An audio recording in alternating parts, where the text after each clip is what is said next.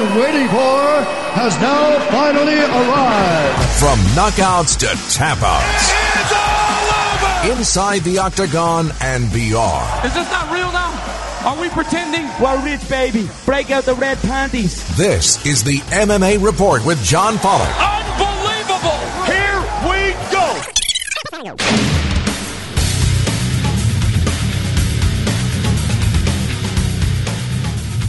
Welcome to the MMA Report. It's John Pollock with you for another week. Thank you for tuning in. It is a packed show, ladies and gentlemen. We are going to be joined by UFC light heavyweight champion Daniel Cormier and challenger Anthony Rumble Johnson. It's such a busy show. We're going to preview UFC 210. I'm also going to review Paige VanZant's big appearance on Chopped this past week, because I am one of the few people that are listening to this that did check this out. My favorite show, Chopped.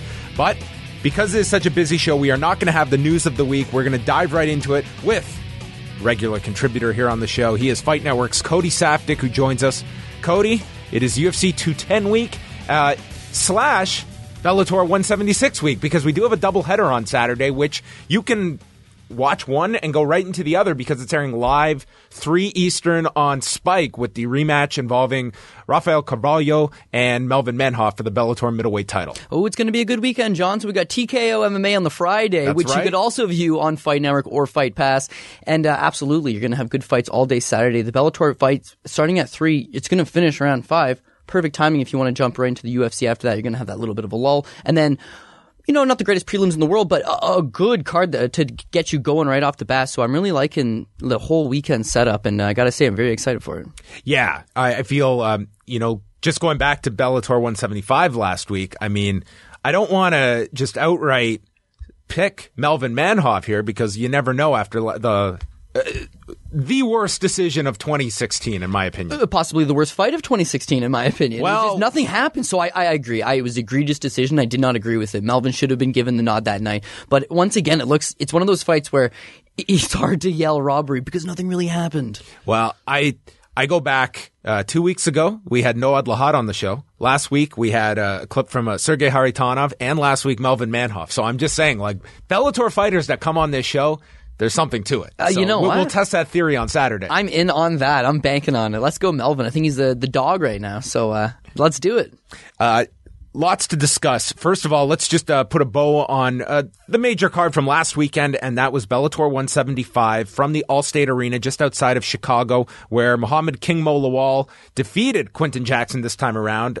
Another rematch where the first fight, very much a disputed decision. Many felt Lawal won the first fight on Bellator's first pay-per-view. This time around, we had Lawal solidly winning 2 of the 3 rounds, Quinton landing in that second round. But what was your conclusion on Quinton Jackson? Came in enormous for this fight. I can't imagine this guy legitimately believed this was going to be a catchweight fight, because he came in as if this was absolutely going to be a heavyweight fight, and he was going to take all the advantages of fighting at such a high weight. Well, it's possible. When you look at him fighting at 205 pounds, you have to assume he's probably cutting in the neighborhood of 25, 30 pounds to make the weight class. So now that he's walking around at 253, in his mind, he probably thought, I'm just going to make the same weight cut I normally do, cut 25, 30 pounds to make a catch weight of 225, which is shocking. Final conclusion on Rampage, he still has something. There's still something there. People still do want to see him. The fight was not this awful. This fight did very well ratings-wise. Second highest of the year for Bellator. Bellator numbers up 26% over 2017. I think they've got a good product. They're bringing in a whole bunch of free agents. And to hear Scott Coker go out there and say things like, we're 2 years ahead of where I thought we'd be. This guy's got a fantastic game plan. He knows what he's doing. He's done this before. He's created the second best promotion, and to the extent that the UFC went out and bought them. UFC can't go out and buy Bellator, and they're just going to keep gathering this momentum. So I think they did fantastic. And Quinton Rampage Jackson, it's not like he went out and got blown out. It was a close fight. He won the second round. He needed to dig deep in the third round. But as much as King Mo probably should be fighting at 185 pounds and not fighting a guy that's 253 pounds, he showed to me something that I've always believed in him, that he's a world-class athlete. A lot of guys can make improvements fight to fight, but very few guys can make improvements round to round. And when I was watching this fight with Quinton Rampage Jackson, it reminds me in every way when he fought Crow Cop just recently. He can take Crow Cop down early. He can control the bigger man early. But when you're 250 pounds, you only need that one shot. Now one shot lands for Krokop and it puts him down, and it's a bad knockout. How's he going to rebound against big guys? And a guy like Satoshi Ishii, who is a big guy, don't got to worry about the punching power. But with Quentin Rampage Jackson, you're trying to take down a 250-pound man over the course of 15 minutes. There's going to be opportunities for him to stop. And listen, those elbows to the side of the head from Rampage, at one point it looked like Mo was seriously hurt. The second round, the clean punch seriously hurts Mo, but he's able to come back in that third round and do exactly what he needed to do. I had it 29-28 Mo. Everybody, I think, had it 29-28 Mo. Good fight. I actually really enjoyed it. Yeah, and I think the numbers are very important because, I mean, this was a fight people did want to see, and this is the first time in the Coker era that I feel sustained momentum for Bellator. And by that, I mean, we have had certain peaks when they have had their legend fights and certain signings, but this feels as though this is something that is continuing. This is not just momentum built around one specific signing, one specific fight. It feels like there's a lot of new toys that are coming into the Bellator chest, so to speak, that they're building up, and they've got this pay-per-view to focus upon now, and they've also got this unique place in the market where you can take these names, and it's not like we're going to talk about Chris Weidman later on the show, and a loss this Saturday is really detrimental to him. Third loss in a row.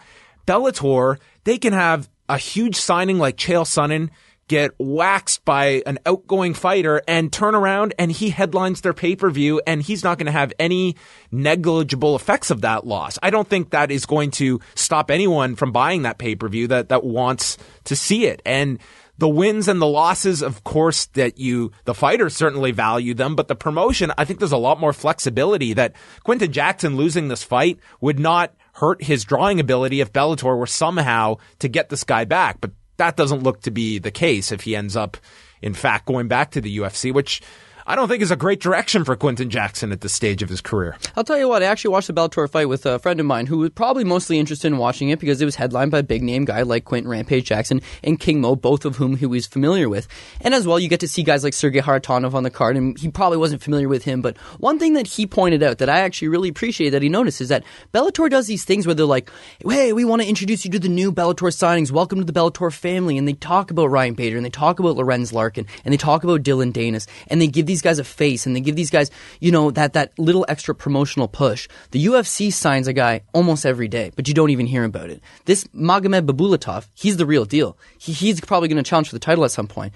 The first fight on the card, nobody even knows the fight's happening. It's hard for those lower end I think guys. They're more aware of him fighting today than they were 24 hours ago, wow. Which we'll get into. Yeah, absolutely. We'll have to talk about that, surely, as it is a big story. But once again, if you're Bellator, and Steve actually points it out, he says, I didn't know Lorenz Larkin was there. I didn't know Ryan Bader's there. Any person who's an MMA fan, if you're an MMA fan, you watch these cards, and there's certain guys that you like on the card, but there's so many cards. There's a fight night this weekend. And then there's a Fox card this weekend. Then there's 2 pay-per-views, and then we got 2 more fight nights. People are unable to keep with it. So if you're an Ilir Latifi fan, you might think to yourself, oh man, I really like that Ilir Latifi. Where's he at? Well, it's actually, he just lost his last fight. Oh, really? They're unaware that it's happening. Bellator, there's less of them, and they put more of a shine on these guys. So it's easy for you to be like, Lorenz Larkin, that's where he is now? Oh, cool. And you're going to follow him a little bit easier. I've always said, if I was any better with creating apps, and if you're out there and you want to steal this idea, by all means, because I'd love to use this app, but there should be an app where it gives you the entire UFC roster, okay? And you can select fighters on the UFC roster from this app, and it gives you a notification when the guy's going to fight, or if the guy pulls out, or whatever the case is. And that way, you'd be able to be like, you know what? I'm a big Miles Jury fan. Ding, ding, ding. He's fighting UFC 210 this weekend. Did you know he's fighting Mike Delatorre this weekend? No, you probably didn't. He's been sitting on the sidelines since the end of 2015. But the notification would let you know. And as a casual fan, that would help you a lot. A hardcore fan like me, I don't need it. I think but I would use the hell out of that app. I think Bellator wants to develop an app where it can be the UFC roster and when their contracts are coming due, and they can get a notification. Yeah, absolutely. Gegard Mousasi, ding, ding, ding, this Saturday. I'll tell you what, if they create it, though, you might have Russian hackers take it, because ACB is signing up a lot of good guys. I mean, what a fantastic organization. I think they're talking about they got this new rule, 2 fights and you're out. And I know that sounds crazy, but that also just shows that they're looking for the best guys, and they have the money backing them up. So exciting time to be a free agent, to be honest with you.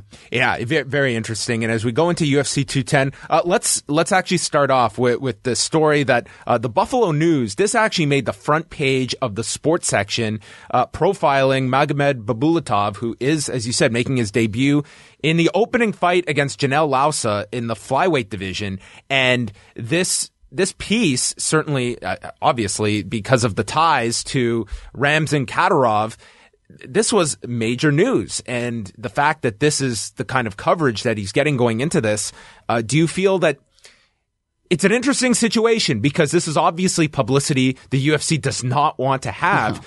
At the same time, their stance is kind of, these are independent contractors and we can't have that kind of control over who they associate with on their time. I mean, where does the UFC fall into this in terms of, I mean, this is something that it's negative publicity.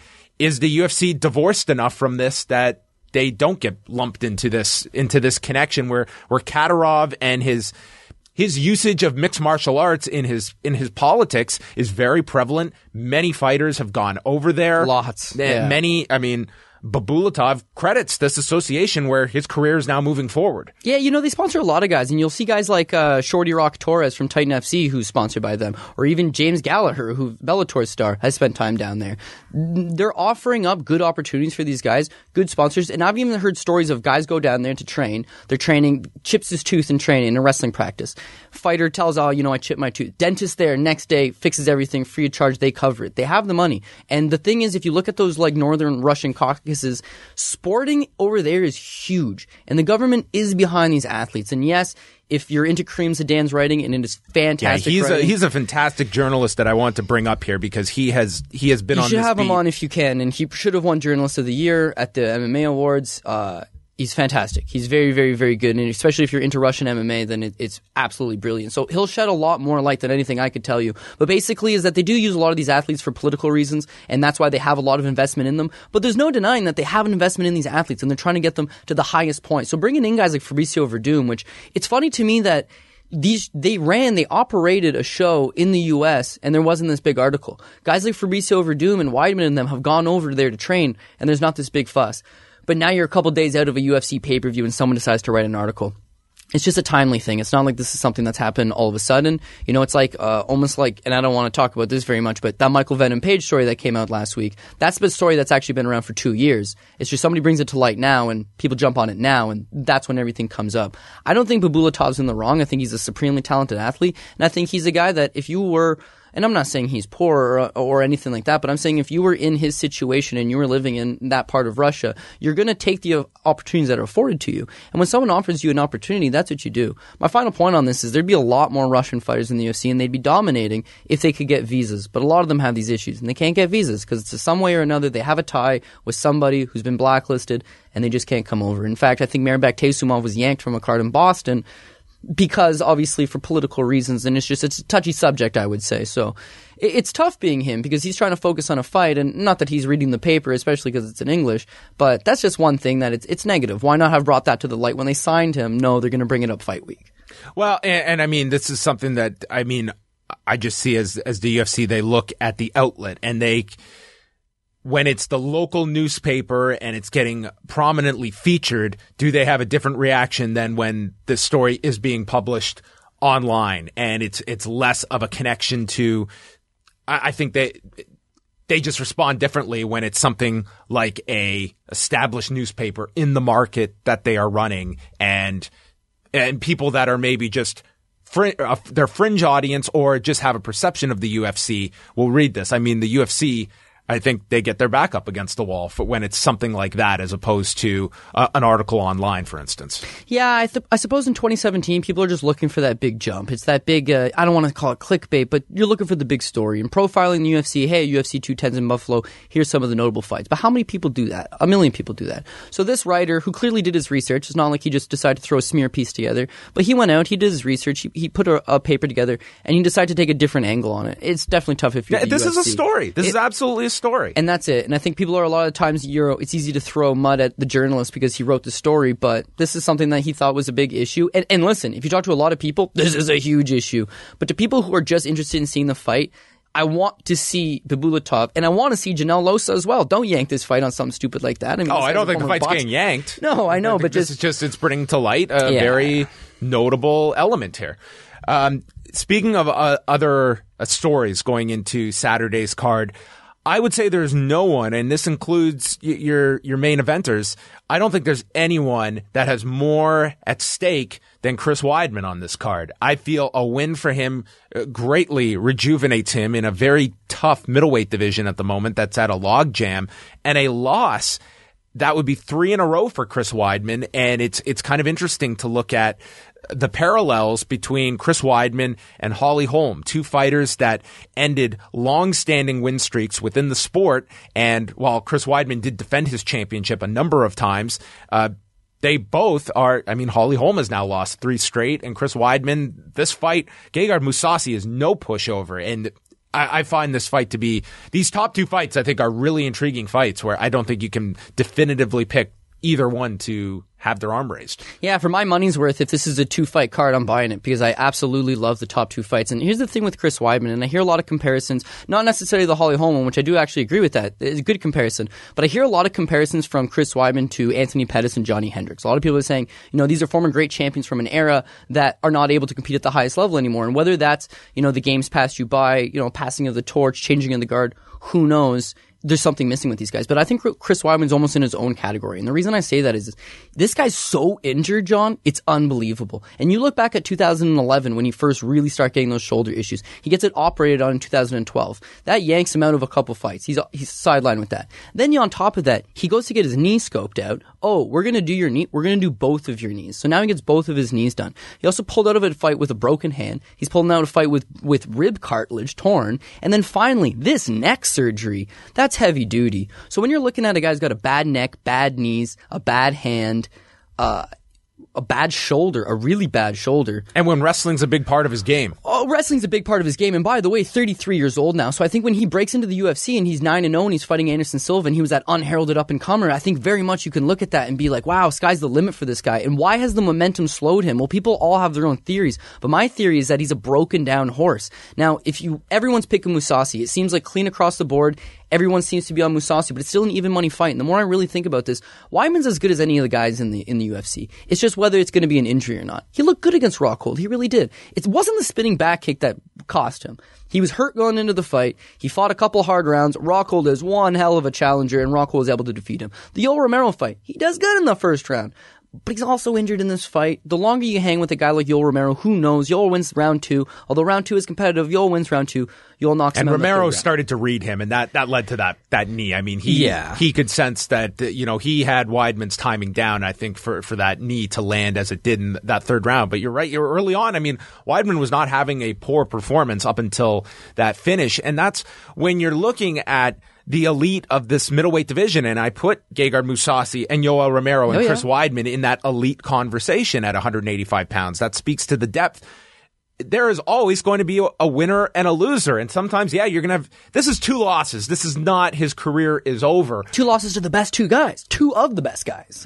Absolutely. No shame in that. To a former champion and to a guy that very much should be fighting for the title in Romero. But a third loss, that's really tough. That's when you're looking at either, I have a really long road, especially in this middleweight division, where even Gegard Mousasi, I can't say he's in a much different position with a win on Saturday than him and Weidman are at now. That middleweight division is clogged for the time being, and it's Yoel Romero who's got if we were passing out numbers, he's got his next number is up, and he's got to wait a long time in the middleweight waiting room. Yeah, and especially if I'm Mousasi and routinely go on the record and be like, hey, they're taking advantage of me. I'm not getting my worth here. Hey, who's got a great relationship with you? Scott Coker. And where you can compete at 185 and 205 and you factor immediately into title contention for both divisions?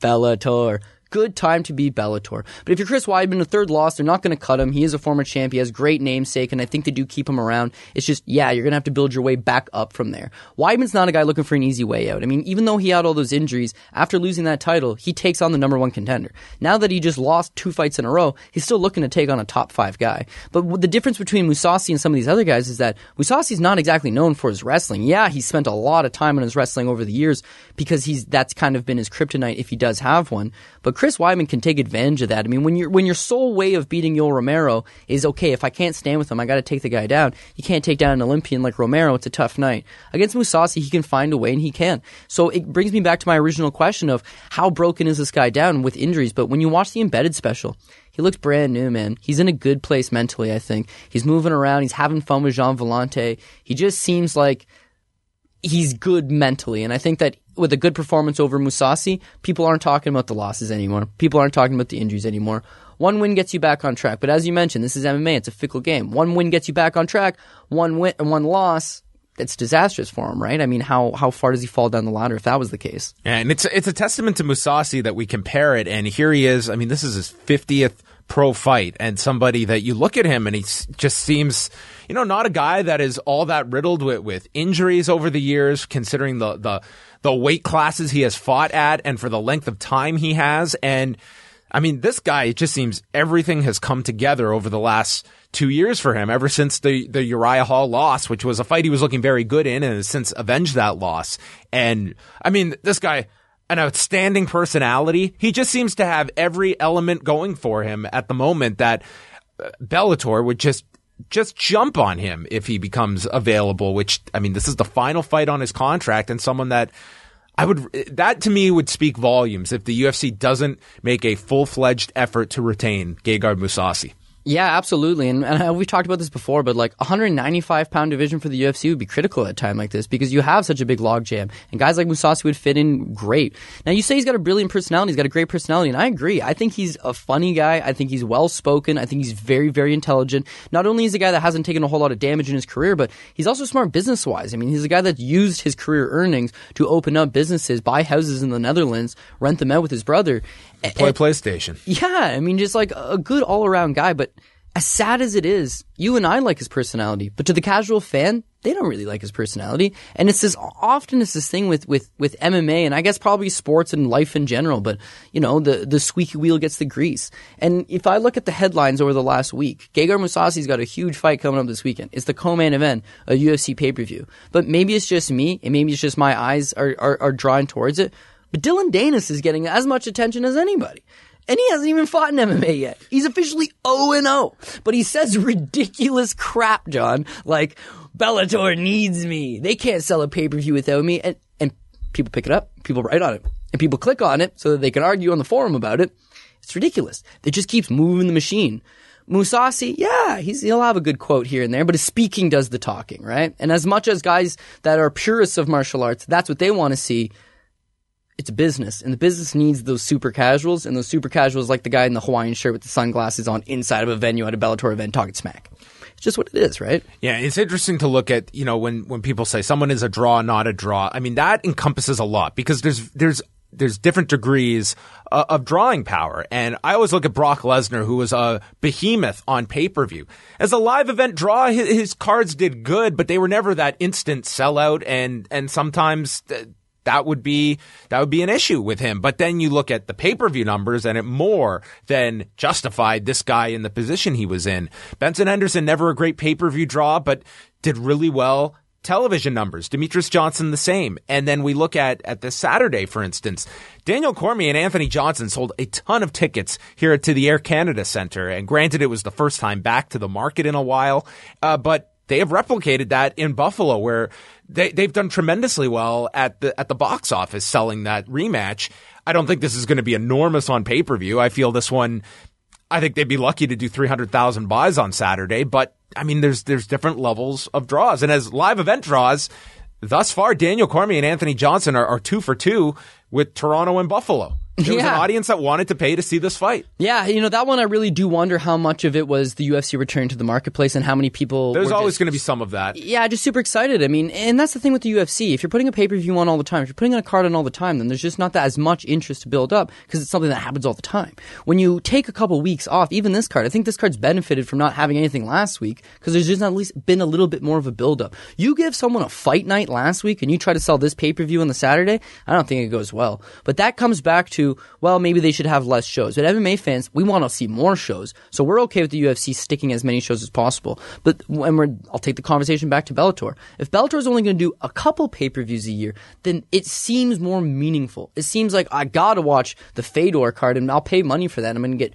awesome title fights, and I'm going to get the free agent signings on there. I'll pay for that because there's nothing in that vicinity. It's a big thing to me. This UFC 210 card, if you look at the main event, great main event. If you look at the support as the co-feature, great support as the co-feature. If you look at what's on besides that, and you see like Cynthia Calvillo taking on a fighter that's making her official debut here, well, maybe it's a little bit puzzling. And even just seeing them profile fights like the Fight Pass prelim, Andrew Hallbrook. Yeah, like I get it. I like Gregor Gillespie a lot, actually, so I could see, but it's not exactly like that big Fight Pass prelim that you're trying to sell people. And I'm not saying the Fight Pass prelim is going to sell the pay-per-view, because obviously you're getting that for free, assuming you have UFC Fight Pass. But you're not really trying to sell this card above the top 2 fights. And the top 2 fights, it sell good in Buffalo. This is the first time they've gone back to Buffalo in a very long time. 21 years. 21 years. This is the first year they've been in New York since the sport's been banned. So there's going to be that, oh yeah, we'll go see the Albany card live. We'll go see the MSG card live. If you went to that Albany card live, you're thinking twice. Yeah, but the UFC is thinking to themselves, well, so many people want to go see this that we do. They used to do the same thing in Toronto. They put on a lackluster card in Toronto because so many people want to go see it. It doesn't really matter. They're going to go see it. So I've always said, put a fight night in Toronto because it's still going to do good TV numbers and you're not going to have to worry about this pay-per-view tag. You look at this Buffalo card, and this Buffalo card is obviously better than a fight night because of the top 2 fights. But they haven't really done a good job of putting good fights as the other remaining cards. So let me compare this card to, say, the Bellator pay-per-view. If you're looking at Anthony Johnson and Daniel Cormier as that's a title fight and that's what I really want to watch, that is the better fight than Matt Mitrione versus Fedor. Let me tell you, it is. But Matt Mitrione and Fedor still has some credibility there. But then you look at all the other fights on the Bellator card, and you're going to get a Michael Chandler, and you're going to get Larkin, and you're going to get Douglas Lima, and they're going to put Bader, and then now you think, wow, what if they would have put the Daly versus Rory McDonald fight? Wow, they can stack up a main card that's easily better than this UFC main card. They finally have the talent. They're finally in a place where they can do these things. So the UFC's got to be weary, right? Yeah, I mean, and that's to me is always the balance here of when you assess a Bellator card like that. Like let us suppose that Rory McDonald and Paul Daly are going to generate, I mean, that fight peaks, let's say it does 1 million viewers, okay? Just throwing out a number. In for that. You take that off and add it to the pay-per-view. Are you hurting that television card because you've got to fill that then with something? What does it add to the pay-per-view? The same with, is Lorenzo Larkin and Douglas Lima adding any more buys than what those other 4 fights are already providing on the main card? And that's what you always have to balance. I mean, how much do you stack it to where it's just diminishing returns? That this is great that you're stacking this with all these fights. It's going to be a great card, but I was buying this regardless of these additional fights you added on. That's always going to be the balancing act. Yeah, fair enough. But you look at a lot of their free events, and the free events, I mean, they're not above putting on LC Davis, Marco Galvao, and calling that, a good enough headliner, assuming someone's hurt, whatever the case. Well, to me, that's a mentality that needs to change. That's a mentality. I think that you need, in this day and age, you're asking for people's time, and especially when you're asking for their money, it's got to be worth your while. I don't think those main events are going to cut it in this new age. But this is free TV we're talking about. So if you go and you put some decent guys, I mean, good guys on free TV, people are still going to watch it. You look at this card coming up. You got Melvin Manhoff versus Rafael Carvalho. This is a title fight. This is a big fight. But that being said, it's good enough for free TV. Now you look at the pay-per-view. Would it benefit from having Manhoff on it? Yeah, probably. But we don't have to put every single title fight on it. No. We could put 3 title fights on it to save the rest of our divisions. But what I really like that they're able to draw from, and I think the UFC's really gotten away from this, is when you put Paul Daly and Rory McDonald on the pay-per-view now your British audience is likely to buy the pay-per-view because they're supporting Paul Daly. Your Canadian audience, they might buy the pay-per-view because they're interested in supporting Rory McDonald. And they've got Russian stars on there. You got Koreshkov. And you got a guy like Noah Lahad who has a good fan base. And you have good American stars. And hey, why not put on Chandler? And why not put on Benson Henderson? And why not put on these guys that have good followings in the US, but also have good European guys, the Michael Pages of the world, a couple of their good Brazilian stars like Eduardo Dantas.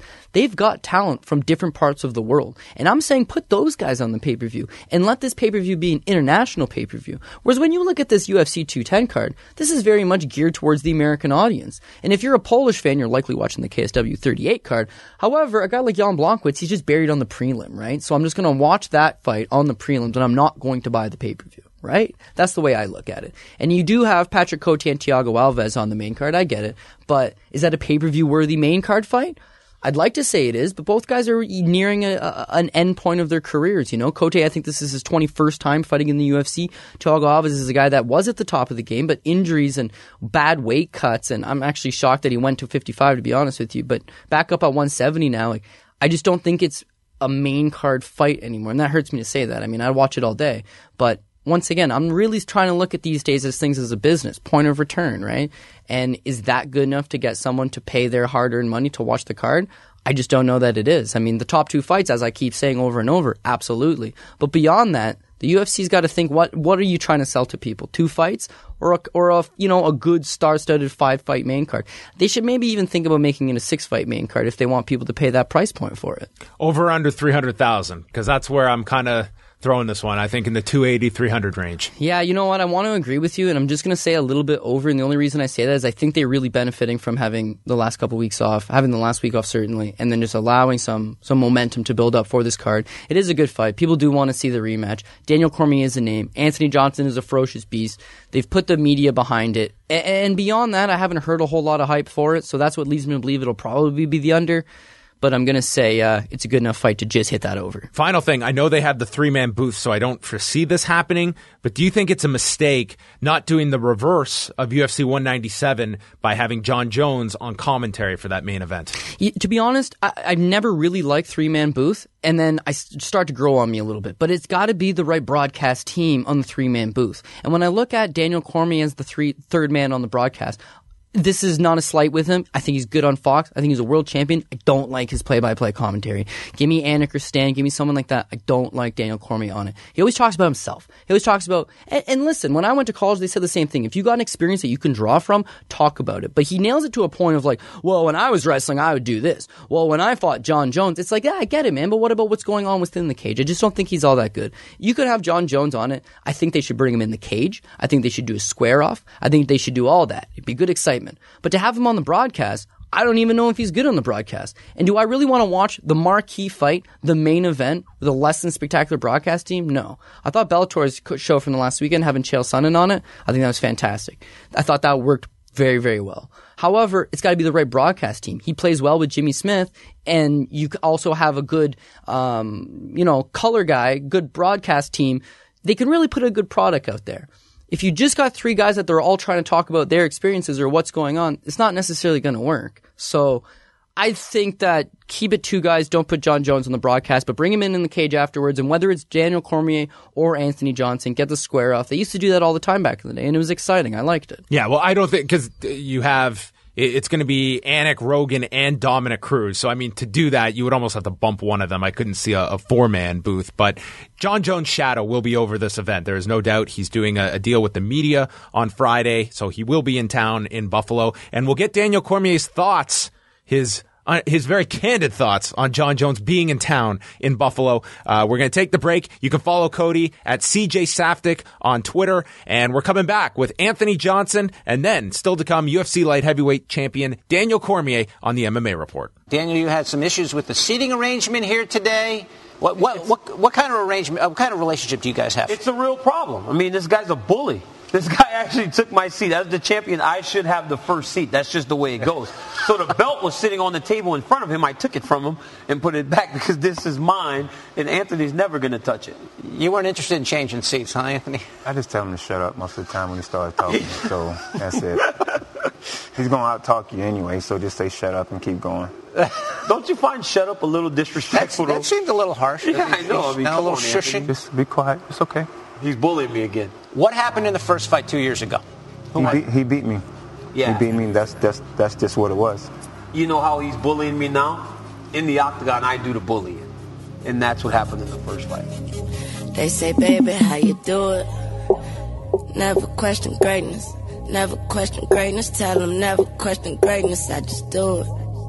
I'm so high, I feel weightless. All my shooters are courageous. It ain't a moment till I make it. We're back here on the show. John Pollock with you on the MMA Report, getting set for UFC 210. It is coming up Saturday night from Buffalo, New York, as Daniel Cormier will be defending the UFC Light Heavyweight Championship against the man who joins us now, Anthony Rumble Johnson, who is in Buffalo. We are just a few days out from the fight.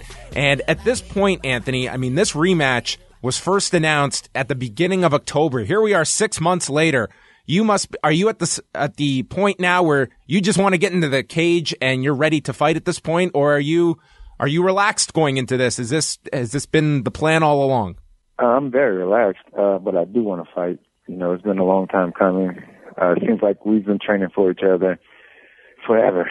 You know what I mean? So it's a big relief to finally being able to go in there and just have some fun. So I'm looking forward to it. It's one thing when you guys have the tickets going on sale and you're doing all of the media together, but then this past week, they're throwing you guys out there on ESPN and you've got to be together.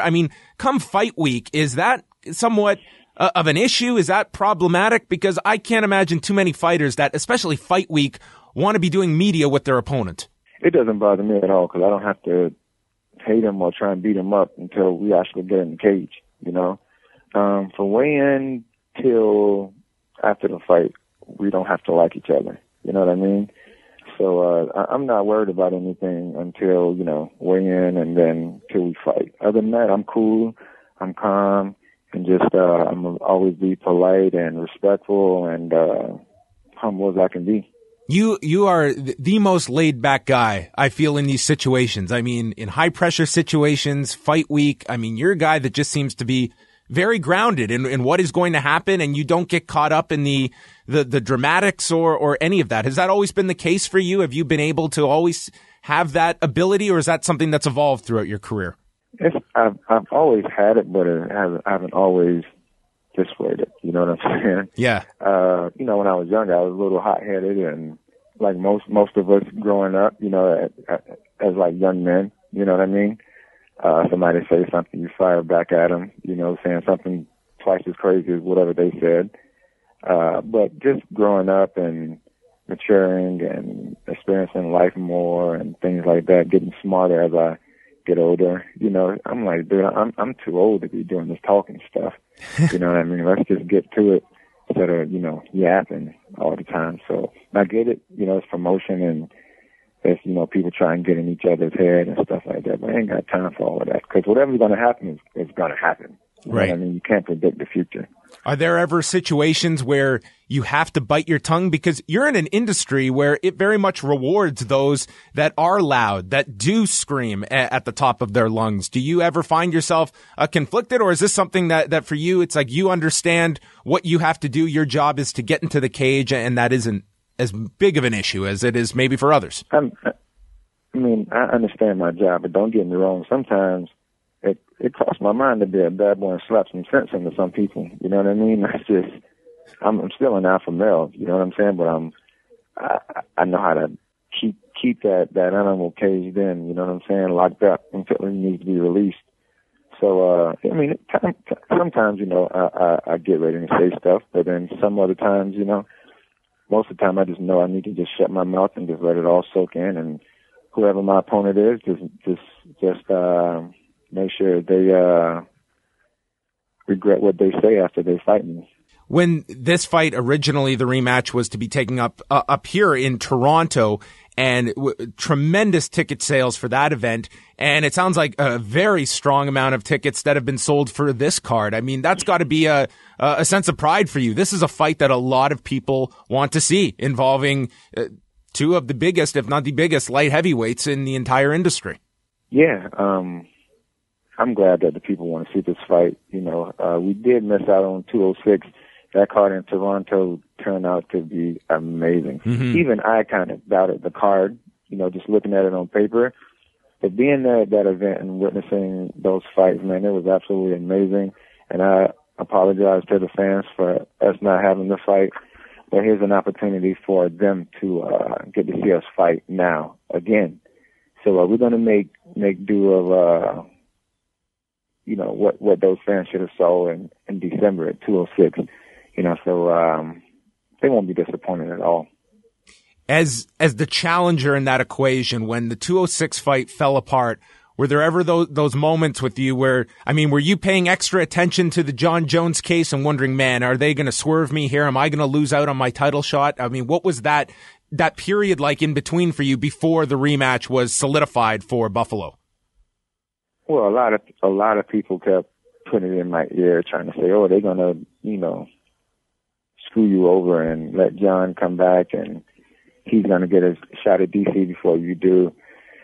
You know what? The whole time I was like, I doubt it, but if it happens, it happens. We'll handle it whenever that situation happens, if it happens that way. You know what I mean? So I really didn't stress about it at all, because nothing had been signed by anybody yet. You know what I'm saying? Nothing had been discussed. So I wasn't getting my hopes high for anything. I was just waiting to see what happens.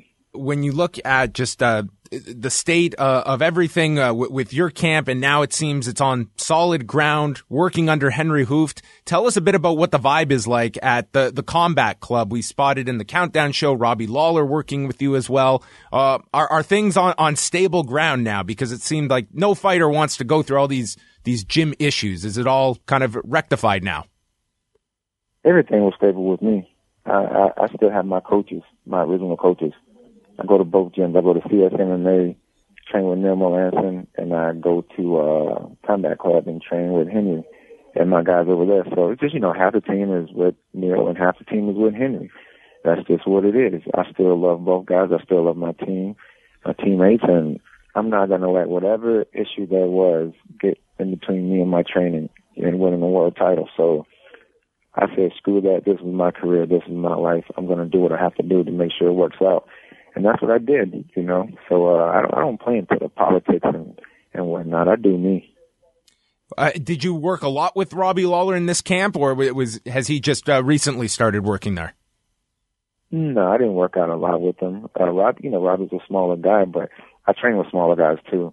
I just finally had an opportunity just to play around with him the other day before I came to Buffalo.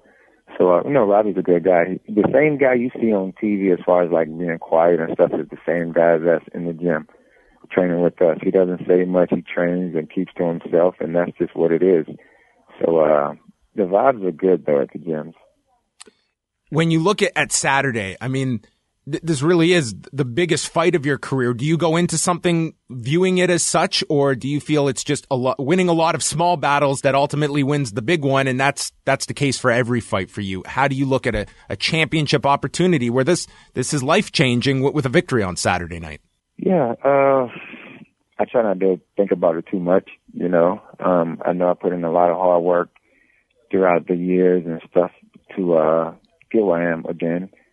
So, a lot of little victories will lead up to a big victory for me. So, once again, whatever happens is going to happen, The book is already written, so I'm just ready to see what happens in this next chapter. The final question here, I mean, you've been around Daniel for so much with the media, and just, as I said, it's been 6 months since this rematch was first announced. He comes across, he's very confident. He feels it's going to be a replication of the first fight.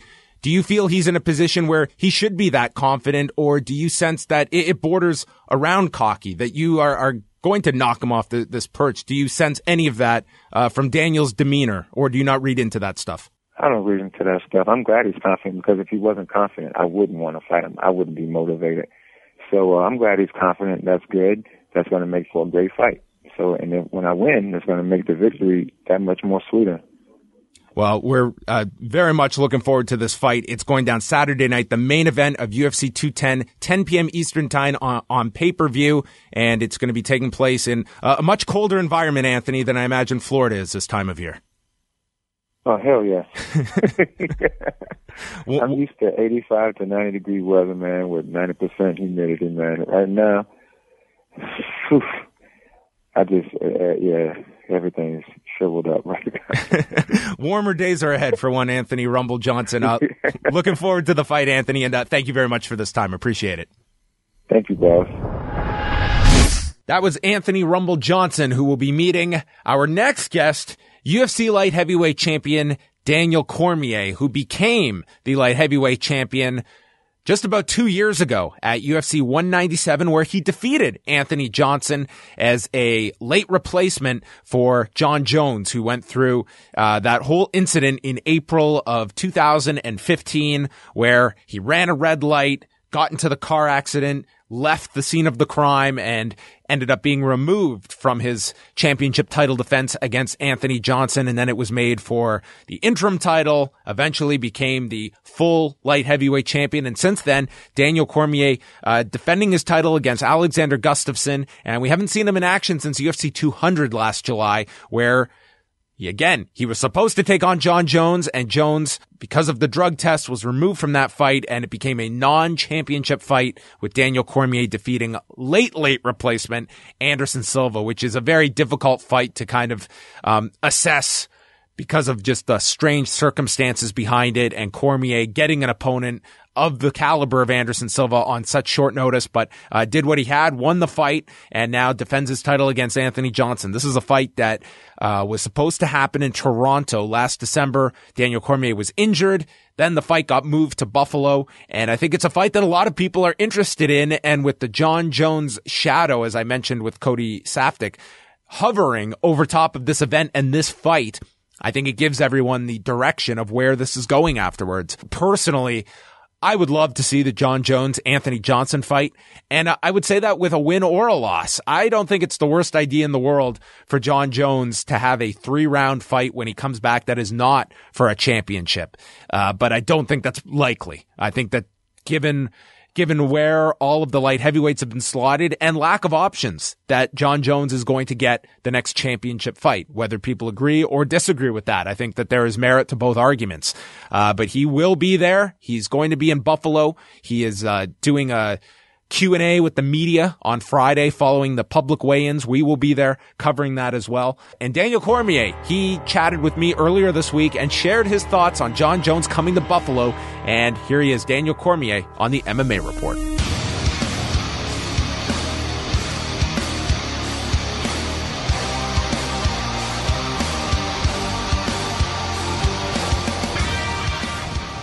Daniel Cormier joins us on the line. And Daniel, how was Buffalo? It's great, man. It was nice when we got here, but then all of a sudden it got cold. Like yesterday, it was super, super cold. So I was like, what is going on? You know, we were kind of hoping that it would warm up, but it's a little cold today, but not bad as it was yesterday. It's a bit of a silver lining, Daniel. They've been booking you of late up here. I mean, you were supposed to go in Toronto, now Buffalo, and much colder climate, but based on the ticket sales for both, Daniel, I mean, you've got to be really impressed here with the reception that people really want to see this fight, particularly in Toronto and Buffalo in very close proximity. Yeah, in this region we've done well. You know, we were scheduled for Toronto, and that arena did really, really well.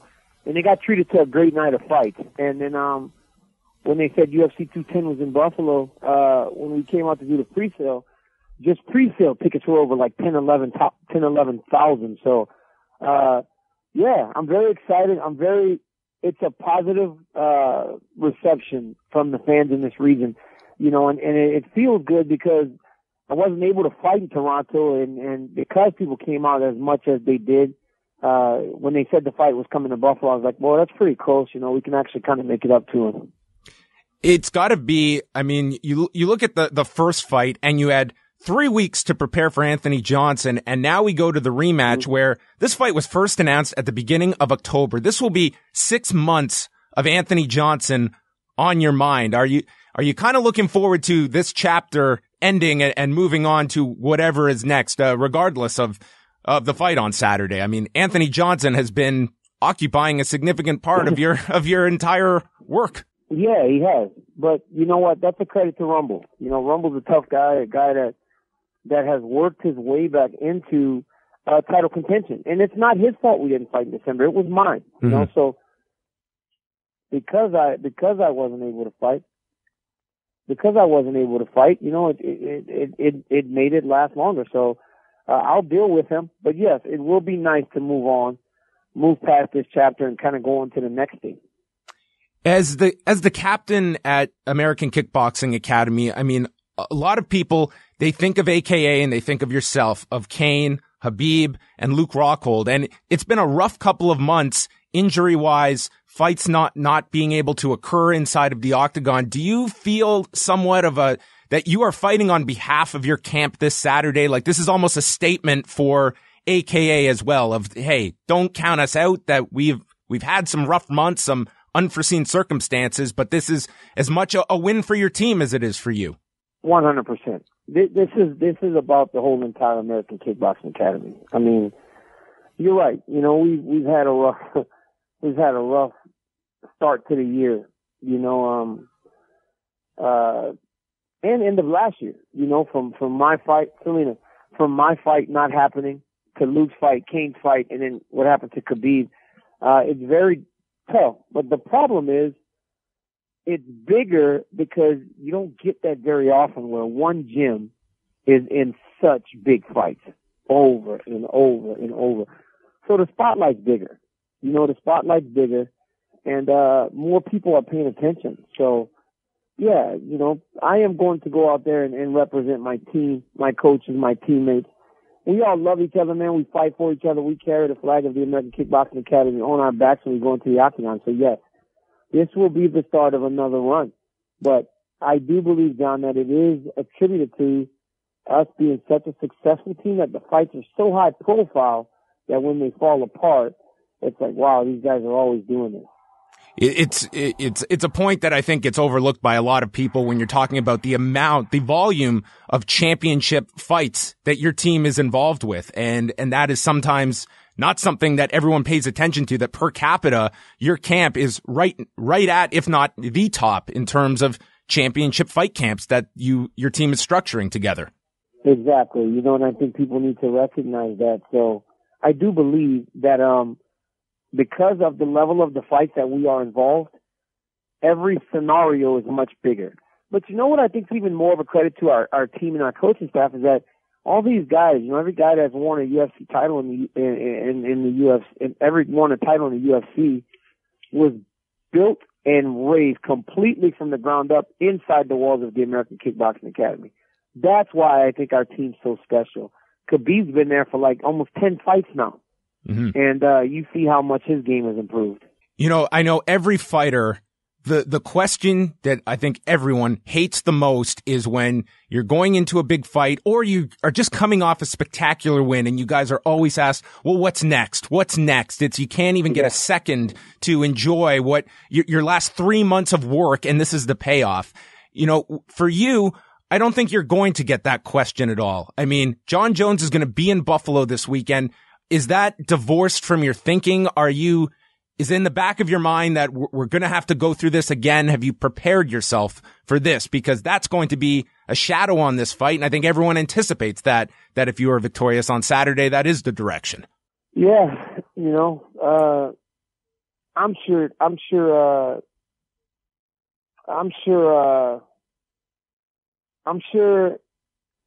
it will be, you know, yeah, but I'm trying to stay focused on this. You know what I mean? I could lose to Rumble Johnson and that could be it. You know what I mean? Everything that I work for is right in front of me on Saturday. Obviously, I want to fight with Jones. But if I don't get past Rumble, I'd never get that fight. It's just crazy that, you know, Jones, you know, a guy who's still suspended, who's still not eligible to fight, is even willing to be in the public's view like that. That's crazy. That's so crazy. I would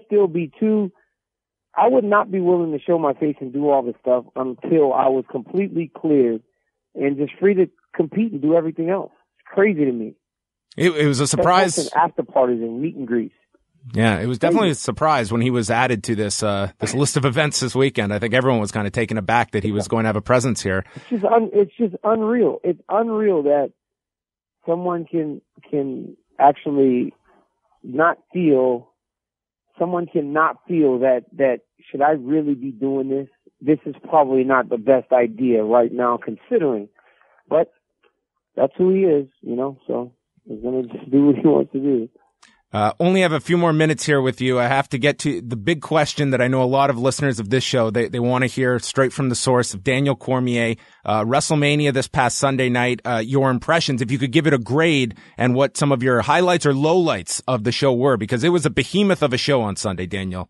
7 hours. I actually liked the Triple H Seth Rollins match. That was a great match. I liked that The Undertaker and Roman Reigns went last. I know Taker really struggled through the match, But I liked it, and I like that Reigns went over on him because, look, Undertaker's old school, man, and I respect him for it. You know, when you're an older guy and you're done, you do the job, you do the deed, you get beat by the next guy. And I think things changed a while back, you know, when guys like Hogan came around and didn't want to lose clean on their way out, and then like I guess Stone Cold didn't want to really do the job for Brock, and you know, a lot of times they've had those issues with guys in the new days. They kind of don't want to do the job.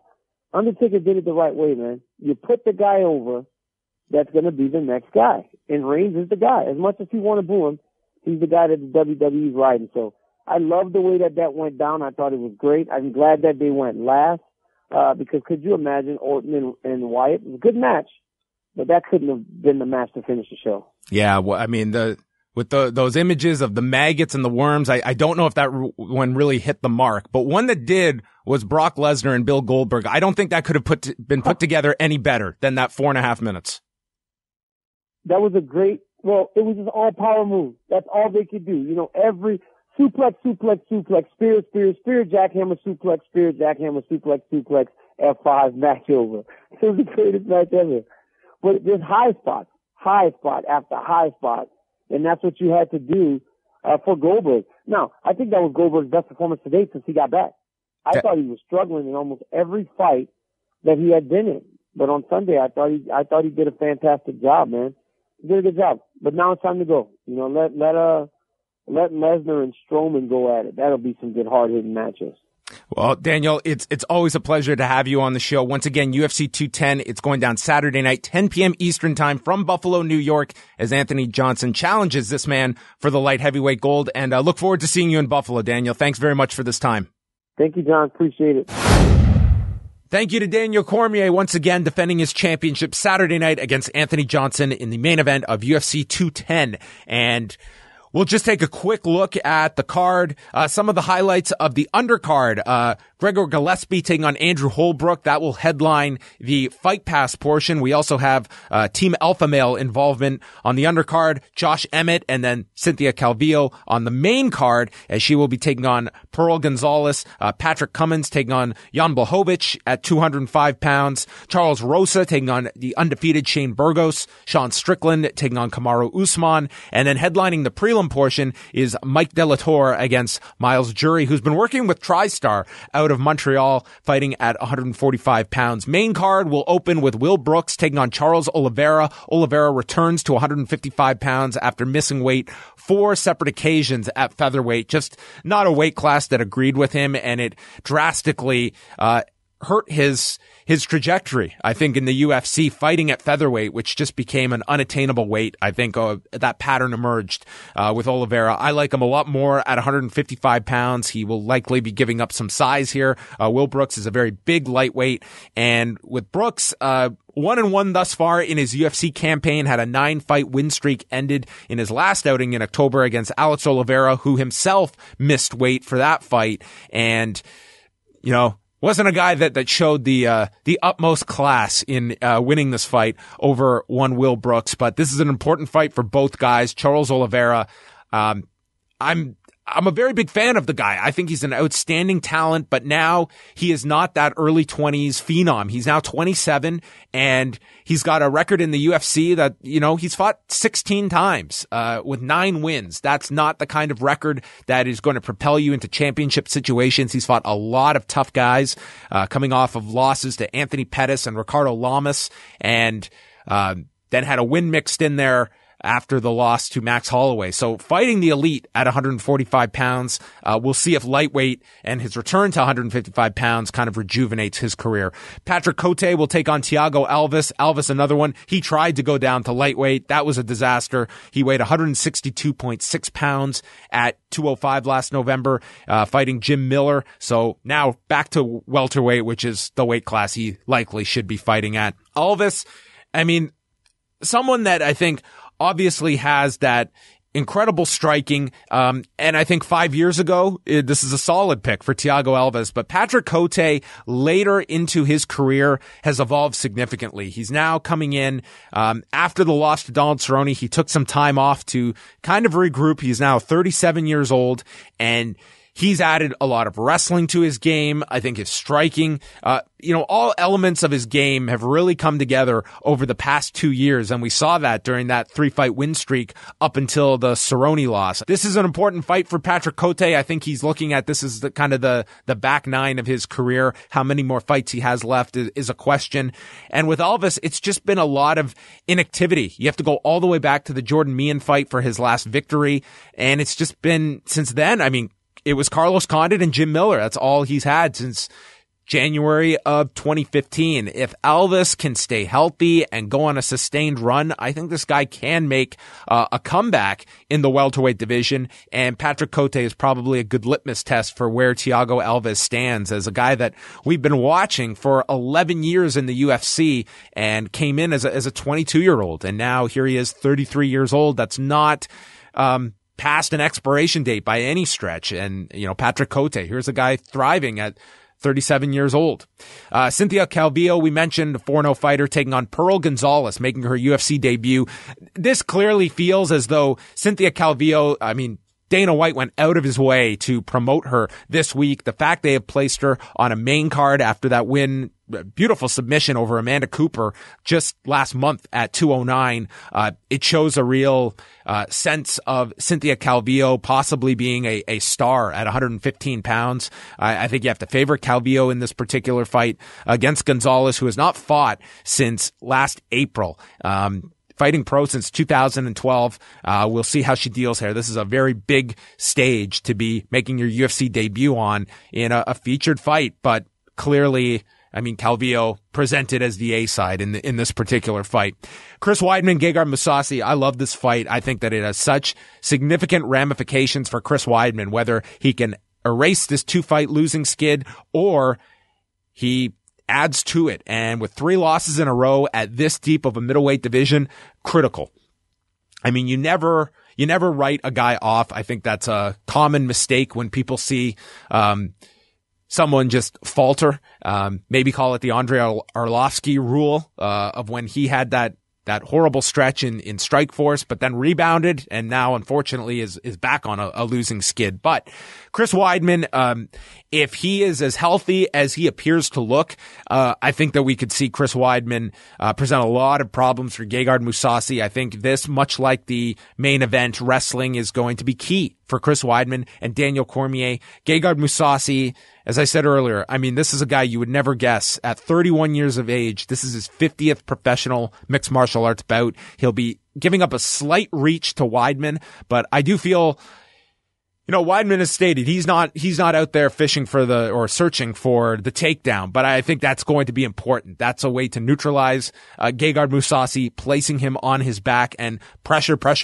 I don't know if Weidman necessarily finishes Gegard Mousasi, but I think if he wins this, it will be through dominating him on top and essentially just stacking up those points in the first and second round to get a decision victory. Very important fight for Chris Weidman, and that middleweight division, the catch-22 is that this is a fight Chris Weidman cannot afford to lose, but one in which Gegard Mousasi winning, I don't know if he is any further ahead in this middleweight division. It's clogged, and there is no movement until this Michael Bisping, George St. Pierre fight happens. And we don't even have a date announced yet for this fight. So you have to get through that. Yoel Romero is then next in line, and then we're looking at the litany of contenders under Yoel Romero. And I would put Mousasi and Jacare right around that same position, or sub in Chris Weidman if he defeats Mousasi on Saturday. And you don't forget about Luke Rockhold, who now he's eyeing heavyweight fights. Main event features Daniel Cormier and Anthony Johnson. I'm a real big fan of these top 2 fights because I could see either guy winning in each respective fight. Certainly the first fight weighs heavy when you're breaking down this fight.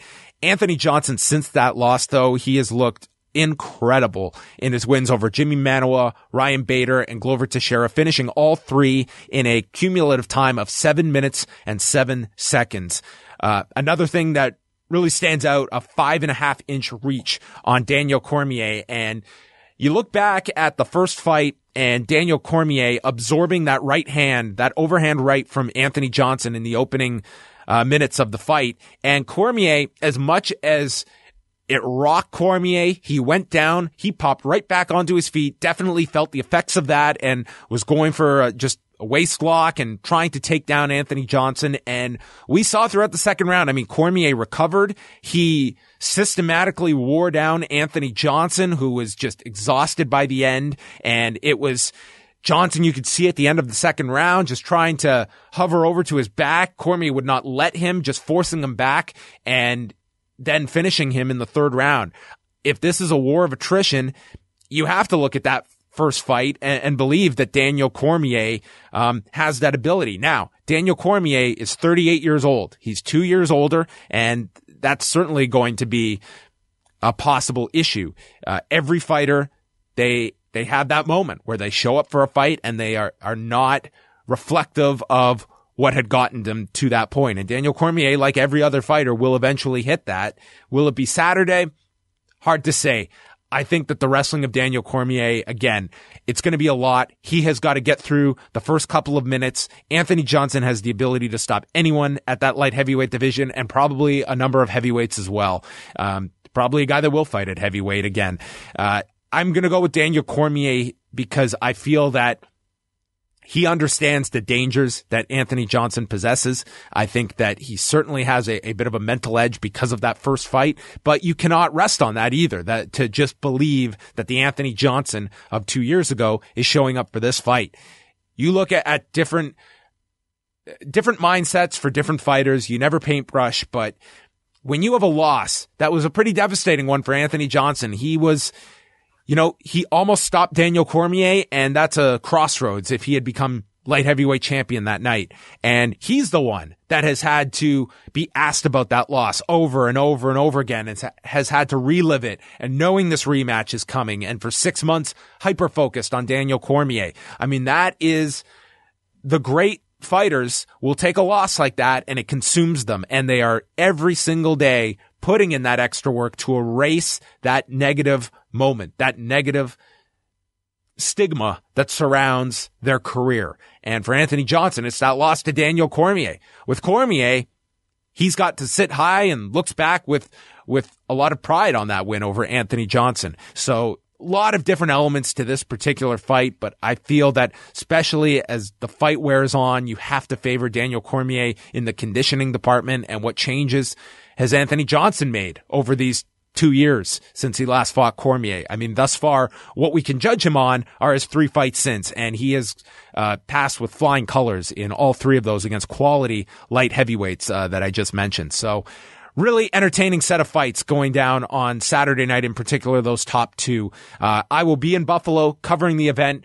We will have interviews next week coming out of the show, and looking forward to that. So that's our look at UFC 210. Some of you, I'm sure, are going to be signing off at this point, but for those of you that want to stick around, I'm leaving this at the end so that you can use your discretion if you want to stick around, because I talked about it significantly last week. Paige VanZant's appearance on Chopped.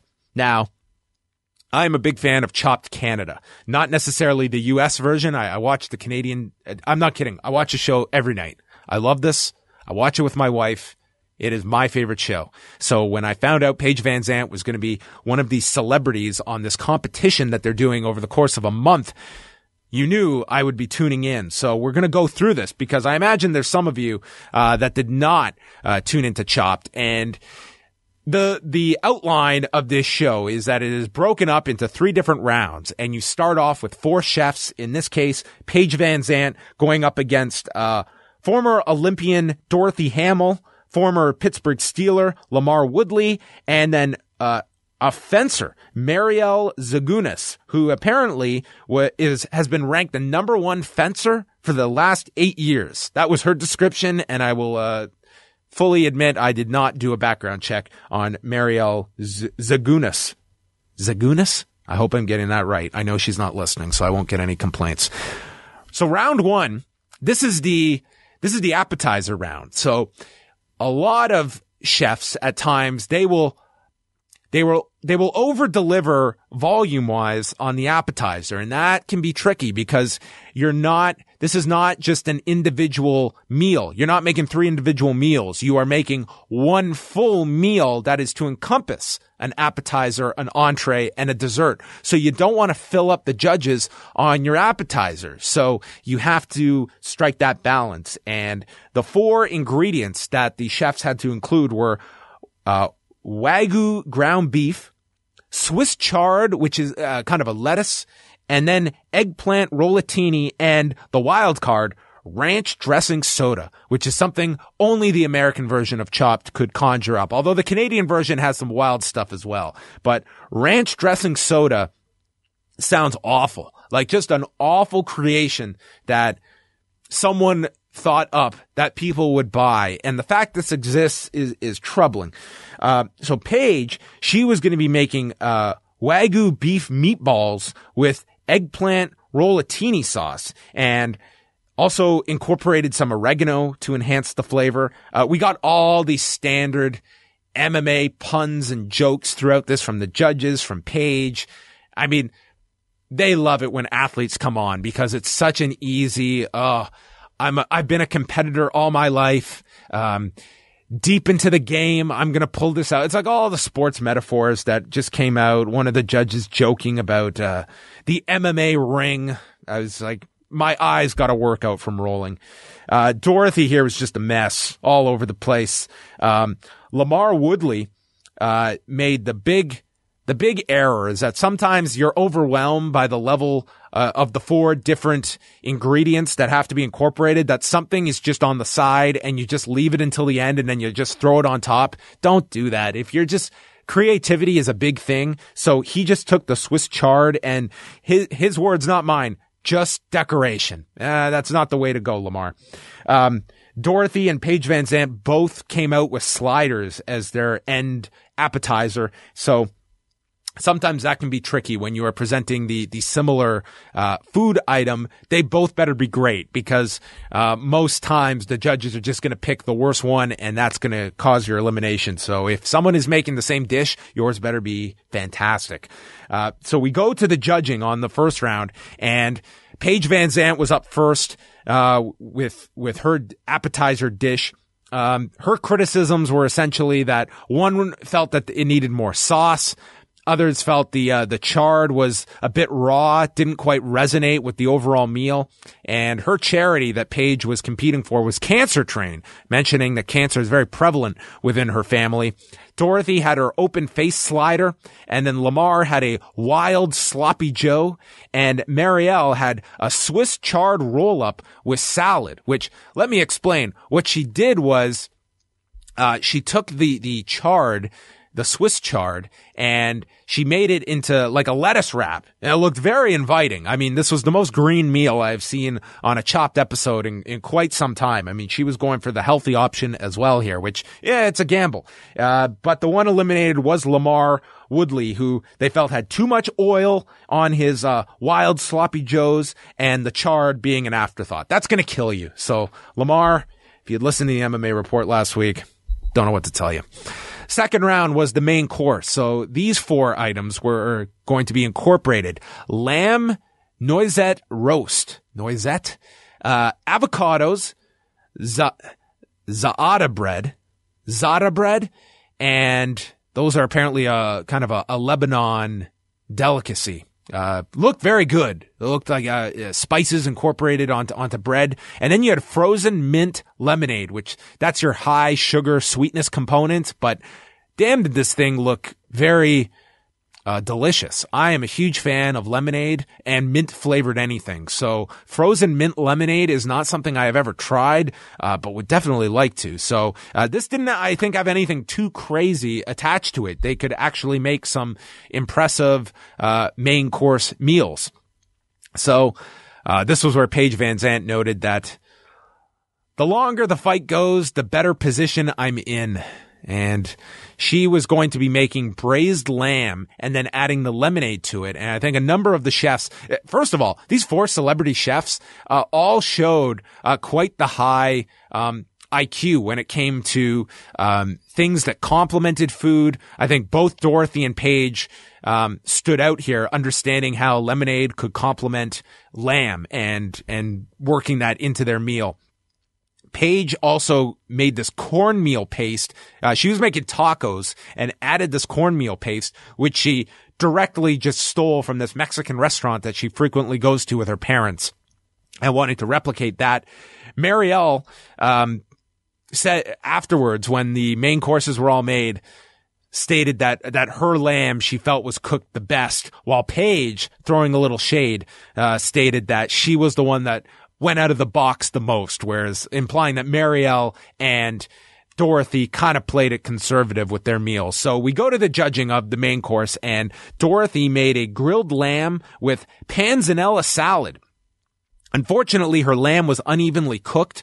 Consistency is key. You're making 4 dishes. You have the 3 judges' meals, and then you also have to make a 4th dish that I guess is used as the display, and it's an added dish that is required for all 3 rounds. And I've even seen it once where this is the wildest episode of Chop Canada, where one guy, he cut his finger in the first round, did make it to the second round, and he started his meals and was only making 3 dishes. And the judges, they will pick up on mistakes and let the viewer aware of the mistakes they're making, but they don't tell the contestants the mistake they've made. I mean, there's times when the blast chiller, the door is left open, so their ice cream is messed up. And in this case, he's making 3 dishes. However, his finger was cut to such a degree, he nearly fainted, and he was like wheeled out. He was taken out of the competition. And then they bring him back to judge his non-cooked meal. Craziest episode ever, but I digress. So Dorothy, they admitted it was a very creative dish, an inviting presentation, but not having it evenly cooked. You got to make sure that your lamb is consistent on all 4 plates. Marielle made lamb skewers with this avocado dipping sauce, and they admitted it was fresh, it was light, but the vegetables were too raw, whereas the lamb was overcooked. And I mean, if you're going to pick your poison, overcooked better than undercooked, because undercooked, the judges may not even eat your meal out of fear. And some of them, they will eat anything, but overcooked, still not great. And that's going to weigh down their opinion of your meal.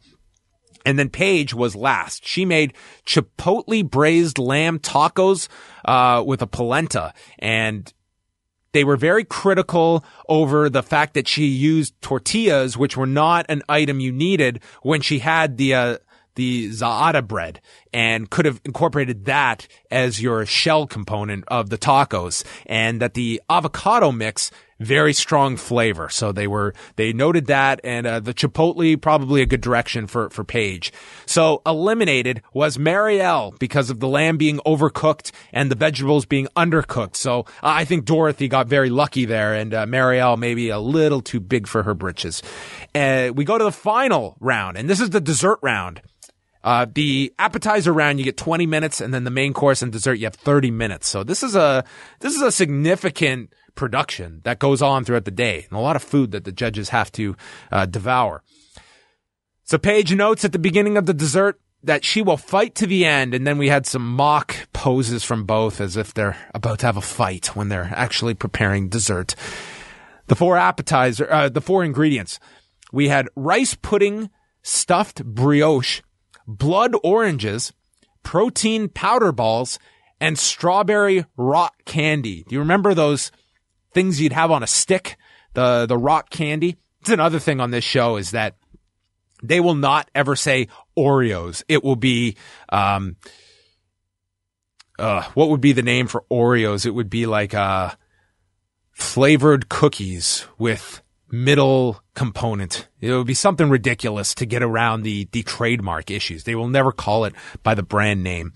So VanZant talks here about the dessert round. She was inspired by her dad to make apple crumble and an ice cream pudding. So not a bread pudding, but an ice cream pudding. And you know my thoughts on bread pudding if you listened last week. Whereas Dorothy was going to make a protein cookie with this caramel sauce, and she burnt the caramel sauce to hell and had to redo her sauce. This is a mess. And I mean, Dorothy seemed like she was very kind of frazzled at times, but I mean, did keep her composure enough to just make a backup caramel sauce and save her plate at the end. Paige also was making her ice cream and was kind of flirting with one of the judges as well. Also added some cognac for some flavor. Always nice when you can incorporate the alcohol, which tends to be the dessert round that you can really enhance the flavor. We go to the judges. VanZant finished up with her apple crumble with rice pudding and a caramel sauce. The first judge says to Paige, "I can't believe you're not a chef." The ice cream was very silky. The crumble was described as smart, which is one of the best compliments you can get, a smart dish from these professional judges. Though her apples did come out a bit soggy at the bottom, and the flavor of the blood oranges and the candy rocks were not detected. So that was her negative feedback. Dorothy made a blood orange rice pudding with protein balls, and her issues were texture. One of them said she didn't even understand it was either the male or female judge that added that it didn't even have a dessert vibe to it. It was more of a breakfast kind of presentation, which DOA right there. If you're not even coming into the proper category of dessert, you're really effed for the ultimate decision. But for the winner, all 3 rounds are taken into account, and they went over all 3 different dishes that were presented by Paige and Dorothy. They felt that Paige in the appetizer round didn't really use the Swiss chard all that well, whereas Dorothy had some flavor issues. So that was almost a wash, but I would definitely give that first round to Paige. In the second, Paige had a lot of bold flavors with her tacos. The avocado sauce was a big hit with the judges. And with Dorothy, unevenly cooked. And again, that will come back to haunt you. And they brought them back out, and your winner, moving on to the finals, your UFC strawweight Paige VanZant winning the show. Really impressing me here. I mean, these judges, the comment that stood out was the fact she could be a professional chef.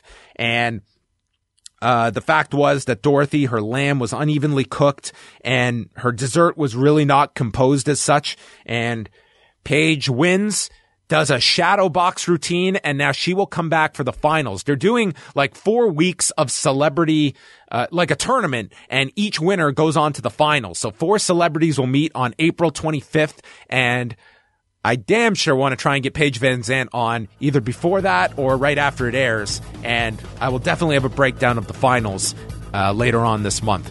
So that is going to bring an end to the MMA report. I hope you made it to the end. Most of you probably did not. Once again, UFC 210 going down this weekend, and Bellator 176. That starts at 3 Eastern on Spike, so you can have an entire day of mixed martial arts coming up on Saturday. Next week, we'll have all the fallout of both cards, and I'll be chatting with many of the fighters this weekend in Buffalo. We'll have some of that for you on the show next week. You can subscribe to the MMA Report with John Pollock on iTunes. You can also catch us every week at FightNetwork.com or LiveAudioWrestling.com. And do leave us some feedback on iTunes. It really helps get the show out there. And also, if you just want to sit back and listen on YouTube, you can do so. YouTube.com/Fight Network. We also put the show up there each week. So that's all. I'm signing off, and thank you for listening to another edition of the MMA Report.